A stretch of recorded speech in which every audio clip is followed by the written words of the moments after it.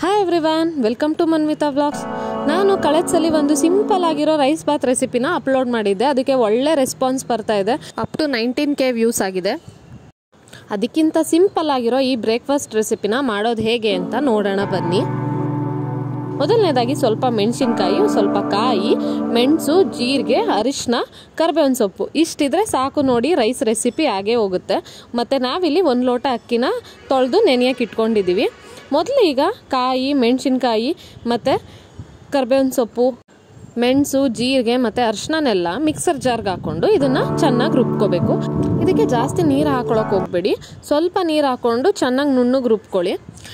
ಇದು ಆ್ಯಕ್ಚುಲಿ ಇದಕ್ಕೆ ಯಾವುದೇ ರೀತಿ ತರಕಾರಿ ಬೇಡ, ಯಾವುದೇ ಈರುಳ್ಳಿ ಏನು ಬೇಡ. ಸಿಂಪಲ್ ಅಂದರೆ ಸಿಂಪಲ್, ಈಸಿಯಾಗಿ ಆಗೋಗುತ್ತೆ.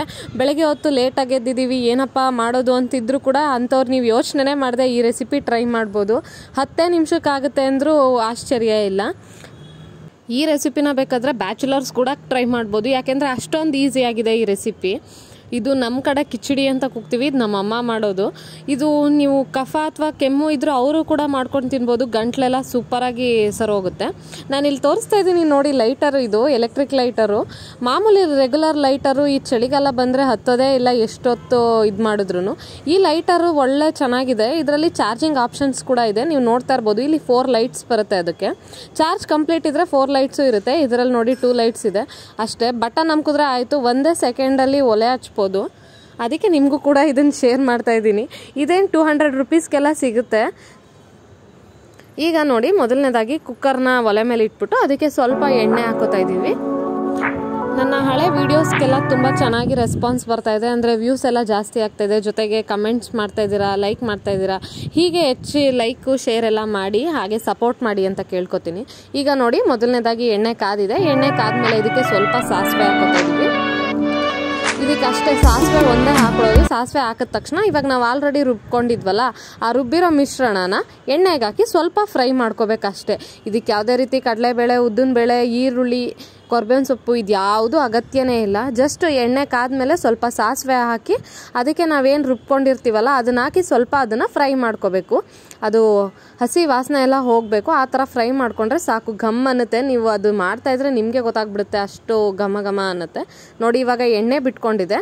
ಇದು ಈಗ ಎಣ್ಣೆ ಬಿಟ್ಕೊಂಡ್ಮೇಲೆ ಇದಕ್ಕೆ ಎಷ್ಟು ಅಕ್ಕಿ ತೊಗೊಂಡಿದ್ದೀರಾ ಅಷ್ಟು ಡಬಲ್ ನೀರು ಹಾಕೊಳ್ಳಿ. ನಾವಿಲ್ಲಿ 1 ಲೋಟ ಅಕ್ಕಿಗೆ 2 ಲೋಟ ನೀರಷ್ಟು ನೀರು ಹಾಕ್ತಾಯಿದ್ದೀನಿ. ಇದು ತುಂಬ ಖಾರ ಇರುತ್ತೆ, ಹಾಗಾಗಿ ನೀವು ಮೆಣಸು ಜೀರಿಗೆ ಹಾಕುವಾಗ ಸ್ವಲ್ಪ ಕಮ್ಮಿನೇ ಹಾಕೊಳ್ಳಿ. ಅಂದರೆ ಲಿಮಿಟಾಗಿ ಎಷ್ಟು ಬೇಕು ಅಷ್ಟು ಮಾತ್ರನೇ ಹಾಕೊಳ್ಳಿ. ತುಂಬ ಜಾಸ್ತಿ ಹಾಕ್ಬಿಟ್ರೆ ಖಾರ ಜಾಸ್ತಿ ಆಗಿಬಿಡುತ್ತೆ, ಆಮೇಲೆ ತಿನ್ನೋಕ್ಕಾಗಲ್ಲ. ನೋಡಿ, ಇವಾಗ ನೀರು ಚೆನ್ನಾಗಿ ಕುದ್ಮೇಲೆ ಇದಕ್ಕೆ ಸ್ವಲ್ಪ ಉಪ್ಪು ಹಾಕಬೇಕು. ಆ್ಯಕ್ಚುಲಿ ಉಪ್ಪನ್ನ ಈ ಥರ ಪಿಂಗಾಣಿ ಡಬ್ಬಿಲಿ ಇಡೋದ್ರಿಂದ ಉಪ್ಪು ನೀರು ಬಿಟ್ಕೊಳ್ಳಲ್ಲ. ಪ್ಲಾಸ್ಟಿಕ್ ಡಬ್ಬಿಲಿ ಇಟ್ಟರೆ ನೀರು ಬಿಟ್ಕೊಳ್ಳುತ್ತೆ.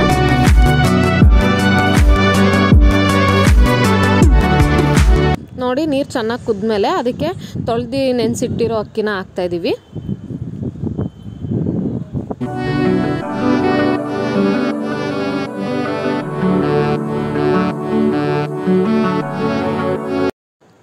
ನೋಡಿ, 1 ಕುದಿ ಬರೋವರೆಗೂ ಅದನ್ನು ಹಾಗೆ ಬಿಟ್ಟು, ಅದು 1 ಕುದಿ ಬಂದಮೇಲೆ ನೀವು ಅದನ್ನು ಕುಕ್ಕರ್ ಲಿಡ್ನ ಕ್ಲೋಸ್ ಮಾಡಿ 1-2 ವಿಷಲ್ ಕೂಗಿಸ್ಕೊಳ್ಳಿ.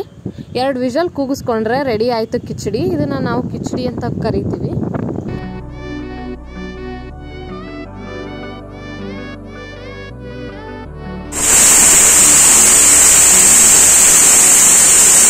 ಈ ಗಂಟ್ಲು ನೋವು, ನೆಗಡಿ, ಕೆಮ್ಮು, ಶೀತ ಇದೆಲ್ಲ ಇರೋ ಟೈಮ್ಲಿ ಬಾಯಿ ಏನೂ ತಿನ್ನೋಕ್ಕೆ ಆಗಲ್ಲ. ಅಂಥ ಟೈಮಲ್ಲಿ ಈ ಥರ ಕಿಚಡಿ ಮಾಡ್ಕೊಂಡು ತಿನ್ನೋದ್ರಿಂದ ನಿಮ್ಗೆ ತುಂಬ ಅದೆಲ್ಲದರಿಂದ ರಿಲೀಫ್ ಸಿಗುತ್ತೆ.